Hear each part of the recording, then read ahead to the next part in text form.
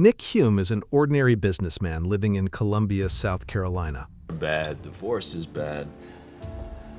One night, he goes to watch his son Brendan play in a hockey game. On the way home, they stop for gas in a rough part of town. That's when everything changes. Inside the station, a gang is trying to prove themselves. A new member, Joe Darley, is ordered to kill someone as part of his initiation. You can do this.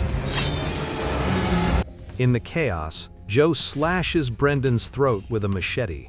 Nick tries to fight back, ripping the mask off the attacker and seeing his face, but Joe escapes, only to be hit by a passing car. Help me! Somebody! Nick rushes Brendan to the hospital, but it's too late. Brendan dies in his arms. Okay, right. Let's go.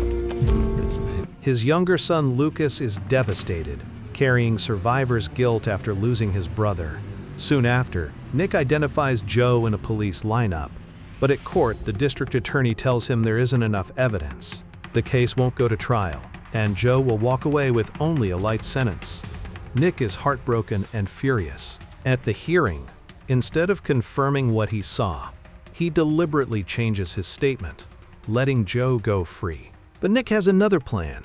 He secretly follows Joe back to the gang's hideout. Waiting for his chance, Nick confronts him alone and stabs him to death. When the gang learns Joe is dead, their leader, Billy, who is also Joe's older brother, swears revenge. A witness mentions seeing a man in a suit on the night of the killing, and the gang soon confirms it's Nick after recognizing his photo in the newspaper. They ambush Nick in the street. He runs into a parking garage, chased by the gang. Car alarms blare as Nick scrambles across vehicles, fighting to survive. On the rooftop, a gang member corners him inside a car. The struggle knocks the car into neutral, sending it rolling toward the edge. Nick escapes just in time, but the thug plunges to his death. Shaken, Nick drives home. Later, a gang member delivers a suitcase Nick had dropped during the chase. Inside, Nick finds Billy's phone number. When he calls, Billy answers and warns him. Nick has just bought a death sentence for his family. Nick contacts Detective Jessica Wallace, who had been handling Brendan's case. She already suspects what Nick has done, but she tries to help, placing his family under police protection.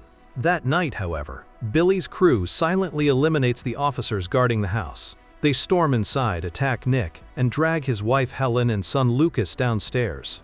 In the chaos, Helen is killed, and Lucas is left in a coma. Nick, broken and consumed by guilt, realizes what he has unleashed. Detective Jessica gives him a warning that revenge only creates endless war, but Nick cannot let go. At the hospital, he sneaks into Lucas's ward, apologizing for being a poor father. He promises justice, then escapes through a window. Nick goes underground, buying guns from a black market dealer named Bones. But after their deal, Bones reveals something shocking. He is Billy's father. Meanwhile, Nick hunts down Hecko, one of the gang members.